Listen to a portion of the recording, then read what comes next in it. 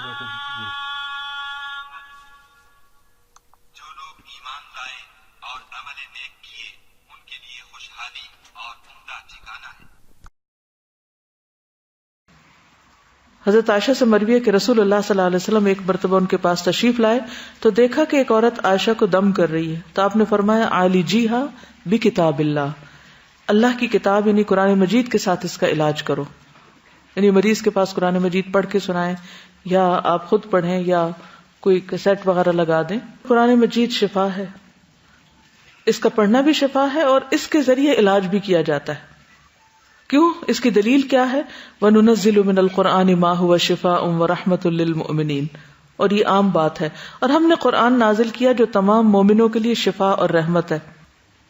ابن عباس کہتے ہیں کہ جو قرآن پڑھتا ہے وہ ارذل العمر کی طرف نہیں لوٹایا جاتا، اور یہ ایک بہت حقیقت پر مبنی بات ہے کہ کثرت سے قرآن کی تلاوت جو ہے وہ انسان کے ہوش و حواس کو، انسان کے جسمانی اعضاء کو اور باقی جو انسان کی شخصیت اس سارے کو ایک طرح سے صحت عطا کرتا ہے۔ یعنی قرآن مجید صرف روحانی امراض کا علاج نہیں بلکہ وہ جسمانی امراض کا علاج بھی ہے۔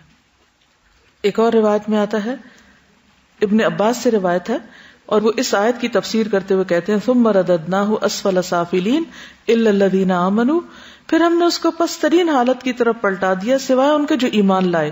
تو ابن عباس اس کی تفسیر کیا کرتے ہیں؟ فرمایا الذین قرأوا القرآن، سوائے ان لوگوں کے جنہوں نے قرآن پڑھا، یعنی جو کثرت سے قرآن کی تلاوت کرتے ہیں وہ اسفل سافلین کی طرف نہیں جاتے۔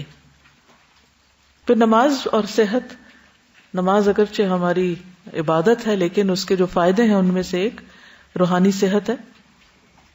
قرآن مجید میں اللہ تعالیٰ فرماتے وَاسْتَعِینُوا بِالصَّبْرِ وَالصَّلَاةِ، صبر اور نماز کے ذریعے مدد چاہو، یعنی سارے غم دکھ پریشانیاں دور کرنے کے لیے بہترین نسخہ نماز ہے۔